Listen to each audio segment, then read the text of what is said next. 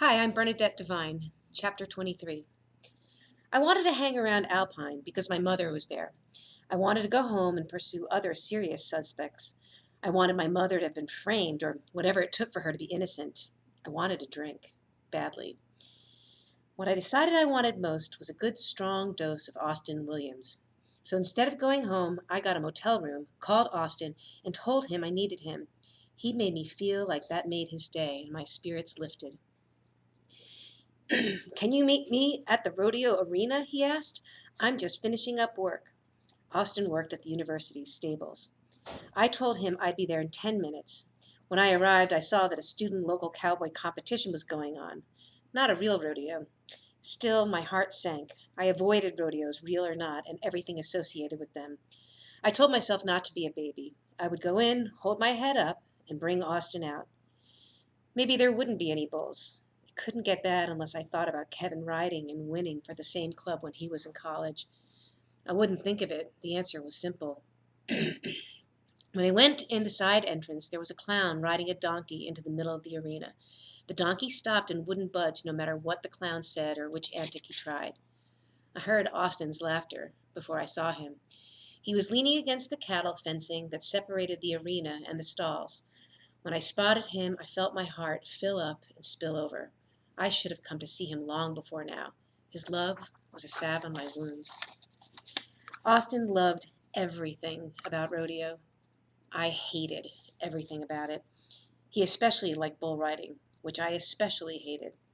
He was a member of the rodeo club, but rarely attended its meetings or events now because of repeated trouble with another member, Gil Young.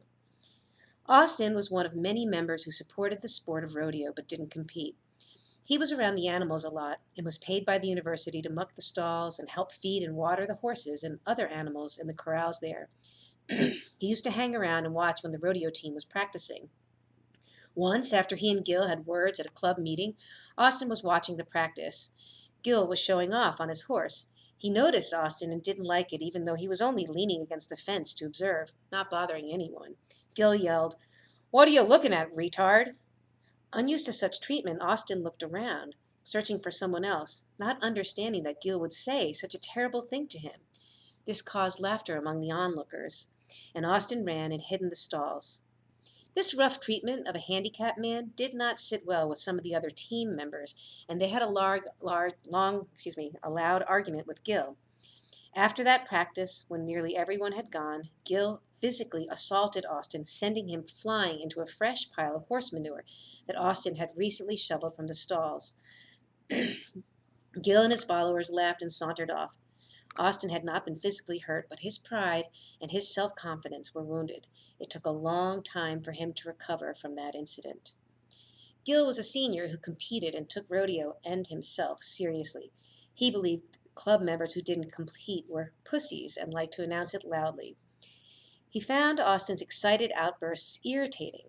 His inability to express himself as clearly and quickly as others was intolerable to Gil. Several times he'd shoved Austin hard into the arena fencing, intimidating him and calling him rodeo pussy and similar names. He always managed to do those things when there were no witnesses except some of his witless redneck followers. Now Austin went to great lengths to avoid the bully and his sidekicks. He worked when he figured they were in classes, and had mostly given up bull riding and barrel racing, events he loved. I came up behind Austin and put my arms around him. "Hey, big guy." "Margarita!" His pleasure was so instant it sent my spirits soaring. When he turned around and gave me a tight hug, I didn't want to let him go. "I was just watching the clown," he said. I couldn't help but notice a bull waiting in a chute to my right. "Are you through here?" I asked, even though I knew he'd want to stay. "Yeah, but let's sit in the stands. We shouldn't leave yet." Austin started to move in that direction. "Let's get something to eat," I said. We could have made a clean getaway, but I wasn't quick enough. Suddenly, a bull burst out of the chute. Austin grabbed the fence and thralled. I grabbed it too, sick to my stomach. The bull bucked the cowboy to the ground, and I had to look away. A woman was singing "I Want to Be a Cowboy Sweetheart" over the loudspeaker. It sounded like a good idea that could go wrong in 8 seconds or less. Gil was up next. He was sitting tall, cocky as hell, waiting for the gate to open. A few people were cheering him on, attention he seemed to crave. As the bull rushed forward, leaping wildly, Gil was thrown from the animal and landed face down in a pile of wet manure. He hadn't made it 5 seconds, let alone 8. Austin laughed out loud, one of his noisy, unmistakable snorting laughs. Gil rose, took the handkerchief the clown offered, and began wiping his face. He searched for Austin in the crowd, his eyes full of fire. "He fell in the bullshit," Austin said loudly, still laughing. "The bull threw him in it. Did you see that, Margarita? He fell right into the shit." Gil found us quickly, his look murderous. That was bad. Austin would be in danger now for sure. "Let's go, Austin." "But it's not over," he wailed. "I have to go." I began pulling on him. "Gosh," he said, thinking I was angry. "Gosh." I tried to assure him everything was okay as we hurried out of the arena into the parking lot. "Let's go have a beer." Austin loved to go out for beer, and I badly needed one. We headed for a country western bar he liked because of the music. When I was in college, he and I would visit the Wrangler Bar and Grill. If anyone in the group knew Austin, he'd be invited to sing. His voice enhanced any band, even weak ones, and he could sing anything. Country was his favorite, but I'd heard him sing blues, pop, hymns, and tunes from musicals. Once we settled at a table with beer and nachos, I tried to explain to Austin why we left the rodeo so suddenly. I didn't want to scare him, but I wanted him to be wary of Gil Young. I didn't know if Gil would seriously hurt Austin, but I'd rather he never had the chance. Austin seemed to understand. "You're very sad," he said. It wasn't a question. Yes. There was no point in lying to him. He saw right through to my soul. "Is it because of the murder or because of Kevin?" "It's because of the murder of Kevin." "Kevin wasn't murdered, Margarita. It was an accident." Same outcome. "It wasn't the bull's fault. It wasn't anyone's fault. Sometimes bad things happen and nobody knows why." Austin watched me with clear green eyes. I smiled at him. He smiled back. Finally I said, "It helps me to blame the bull." "No, it doesn't. It keeps you from going on. It keeps you from living again." Man. After a while we danced. Then, as I thought would happen, Austin was asked to sing. He stood on stage looking serious and nervous. A few people always laugh when they see him go on stage, but when he opens his mouth, things change. I clapped hard when the song was over. He was asked to stay for one more and agreed. And Austin sang, "I want to ride to the ridge where the west commences, gaze at the moon until I lose my senses. I can't look at hovels and I can't stand fences. Don't fence me in." It was beautiful, better than Gene Autry or did it or anybody since him. When that set ended, Austin came back to the booth with 2 beers. "You sounded great, Austin." "Thanks. They wanted me to stay, but I want to talk to you." After about 20 minutes, the band asked Austin to sing again. "Go on, Austin, it's okay." "Are you sure? I love to hear you sing." Toward the end of the set, when Austin was really into the singing, in walked Gil and his faithful few with some Bronco Betties in tow. Bullies always act worse in front of their women, more macho and belligerent. Gil coming in was not good. Austin was in the spotlight and couldn't see who was watching him. There was no way I could make an escape without leaving him behind. "Well, I'll be damned," said Gil to his entourage. "The fucking retard can really sing." I was sure he already knew that, but was showing off for the girls. What kind of girls would be impressed by Gil, I wondered. "May I have a word with you, Gil?" I asked politely. Gil Young is a tall drink of water, cowboy talk, for long and lean. He has wavy brown hair that touches the collar of his western shirt. His eyes are dark and sit in a handsome, chiseled face made less attractive by his personality.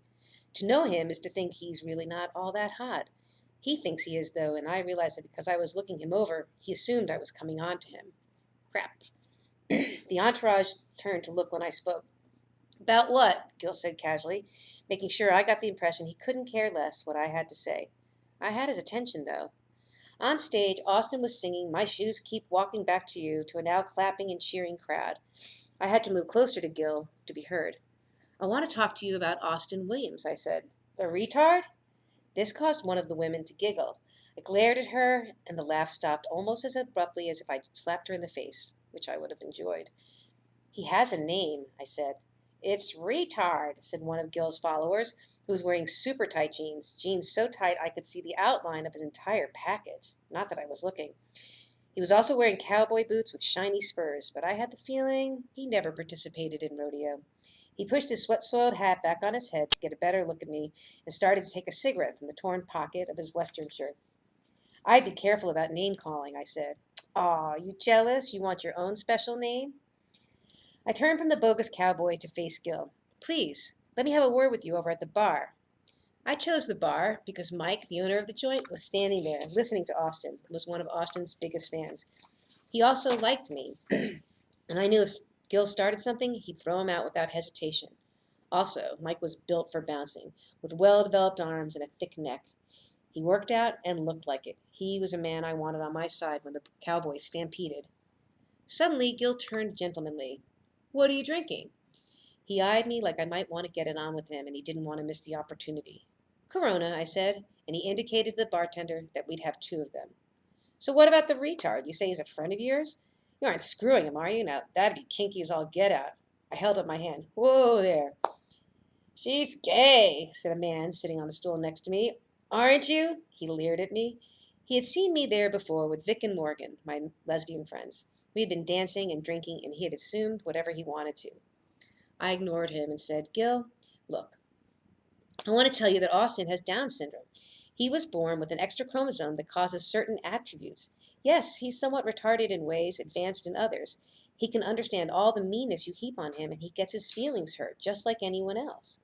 I don't like him, he said. End of argument. That's your prerogative. Damn right it is. Couldn't you be kinder? He just wants to be around the animals. It seems like that's something the 2 of you have in common. We don't have anything in common, he sneered. He took a long drink of beer, studying me.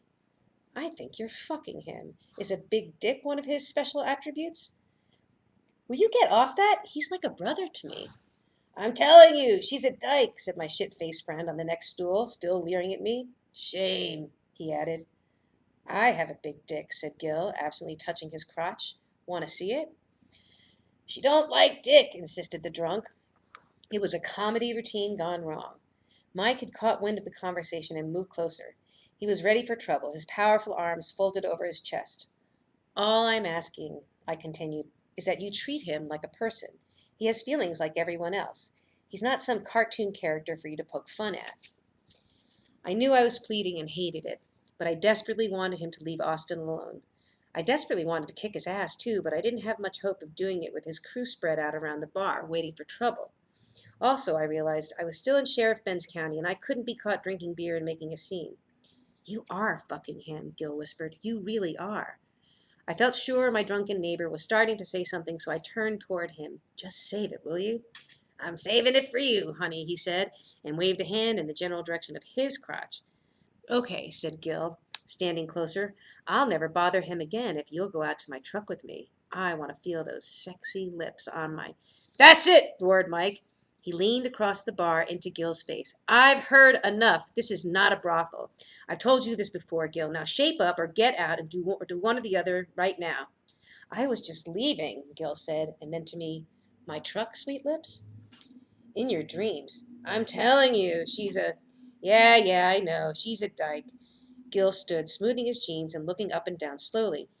If she's a dyke, I'll suck your dick right here. Get on your knees, said the drunk, beginning to fumble with his zipper. Out, screamed Mike. Gil headed for the door, followed by his groupies, the cowboys and would-be cowboys and Bettys, who had mostly missed all the fun. Better put your pants back on, Mike said to the drunk. He didn't seem to get the joke. When Austin finished that set, we left. I took him by his house so he could get some things, and he came to the hotel with me. We showered, changed into pajamas, and then sat on the bed laughing, drinking sodas, and watching old movies. At nearly midnight, we ordered pizza and stuffed ourselves. For a while, we dozed, bloated, and exhausted. When I opened my eyes, Austin was looking at me. I love you, Austin. I love you, Margarita. I want you to be happy again. You make me happy. That's not how it works, said the man Gil called retarded. You have to make yourself happy.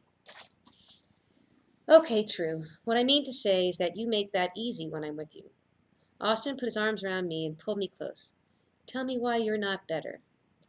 He was always doing that to me, getting right to the heart of things. Austin was never afraid to approach things head on. In fact, it was the only way he knew. If you ask Austin how he'll tell you. You can take it to the bank. I laid my head against his broad chest and cried. He smelled clean and slightly of soap. Austin said nothing, but his love covered me like a warm blanket. Maybe I was thinking of cowboys. I don't know what made me say it, but after a long time I said, I guess Kevin is off somewhere riding the wind. I don't think so, Austin said softly. He's in the wind. I spilled my heart to my best friend. I told him I didn't care if he ever came home from Amarillo, I sobbed. What do you mean? Those were the last words I ever said to him. He knew you didn't mean it. Maybe he didn't come home because I said that. No, he wanted to come home. It was an accident, Margarita. It wasn't Kevin's fault or your fault. It wasn't anybody's fault. I think it was my fault. That's why I blamed the bull. It wasn't. Kevin probably laughed because he knew you loved him. Anybody who saw you together knew you were in love. Everybody says angry things sometimes. Austin spoke slowly, thinking things through, but his words were clear and came from his pure heart. My heart heard them. Whenever I insulted Kevin, he would laugh and walk away. It was so irritating. I once called him a shit kicker, a term that angered him, but he laughed and walked off and came back later to make love to me like it would be our last chance. I called him all kinds of things I didn't mean, and he always laughed. God, you have a mouth on you, he had said more than once. I realized in a moment of clarity that came in spite of the late hour that what Austin said was true.